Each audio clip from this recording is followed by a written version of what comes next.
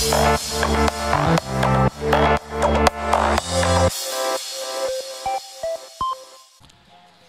les premiers arrivants, hein. Donc on est sur le Bike in Man Euskadi, une des étapes du Bike in Man. C'est plusieurs étapes en France. La prochaine, ça sera le Portugal. Là, on est au Pays Basque Euskadi. Et bien voilà, vous voyez derrière nous comment ça se passe. Un Bike in Man. Il y a les vérifications des vélos, les vérifications de tous les équipements de sécurité. C'est important, ils partent pour un petit bout de temps. Et bien là, je suis avec Jean Didier. Salut Jean Didier. Salut.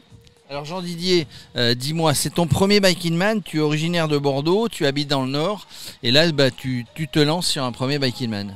Tout à fait, premier Bike in Man, ça fait presque un an que, on va dire, je le rêve ce Bike in Man. Donc je me suis inscrit au 4 décembre et depuis le 4 décembre, j'essaye de m'entraîner pour être, on va dire, au mieux pour cette période-là. Donc... Oui, parce que le Bike in Man c'est une aventure, mais je dirais qu'on ne part pas à l'aventure, c'est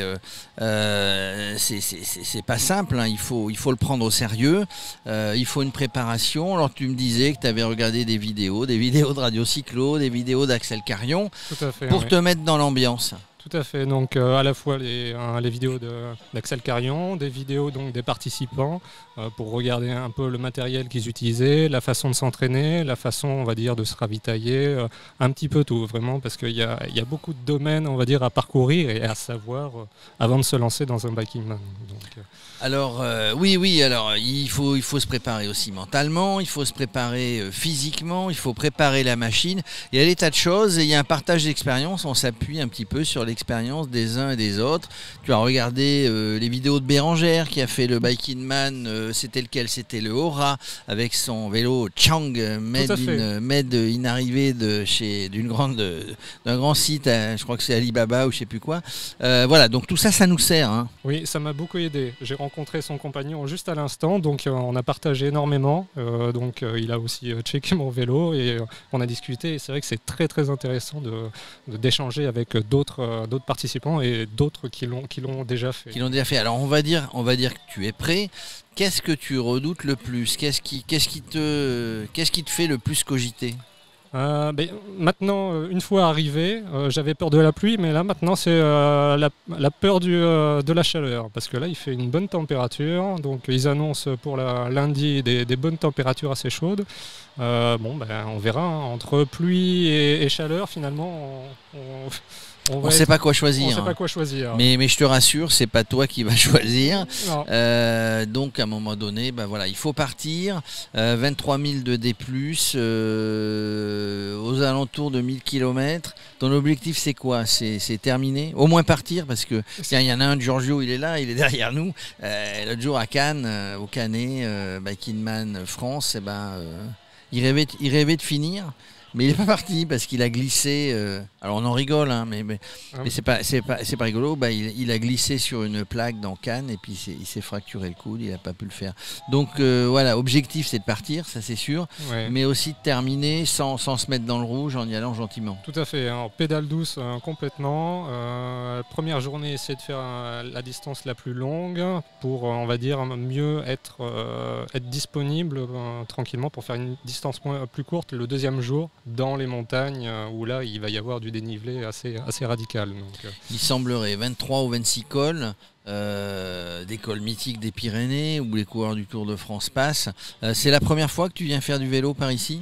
Alors j'avais fait le brevet des Pyrénées-Orientales, mais il y a très très longtemps, donc on va dire que oui, ça va être la première fois de faire ce genre de parcours. Oui, en Belgique, c'est pas évident de trouver ce genre de dénivelé, donc bon. C'est un peu vrai. Alors dis-moi, quand on parle là-dessus, encore une fois, on essaye de ne rien oublier, d'avoir tout préparé. Tu as une crainte ?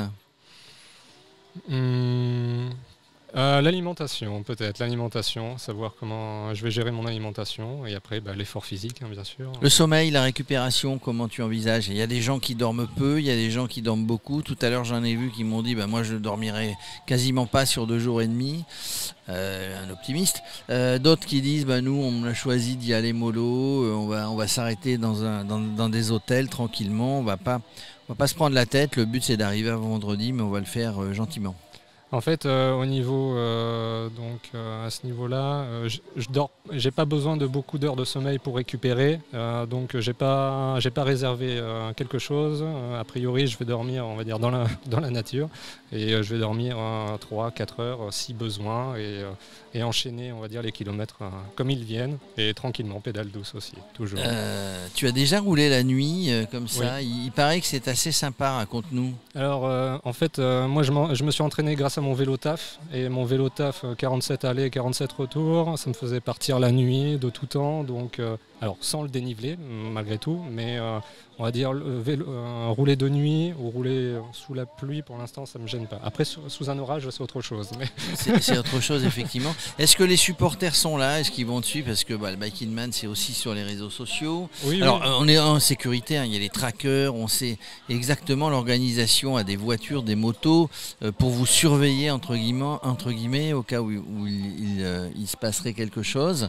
Mais tout ça est retransmis avec la trace, avec les trackers. Bon, il y a les supporters qui vont regarder un petit peu, qui vont donner du courage à un moment donné. Oui, en fait, j'attends d'avoir le lien internet pour l'envoyer, on va dire, à mes proches, qui puissent, on va dire, me suivre au moment de cette épreuve. Donc, éventuellement faire des petits coups de téléphone par-ci par-là, on va dire à mon entreprise ou à mes parents et autres. Bon, voilà. C'est super. Il y a le soutien, même s'il est loin. Écoute, on croise les doigts. Voilà, on te souhaite d'y arriver pour ton premier Bike in Man. On se voit peut-être à l'arrivée, mais bon voilà, on se met pas dans le rouge, on y va tranquille, on se met pas la pression. C'est le meilleur moyen de terminer. Tout à fait. Et merci. Merci beaucoup.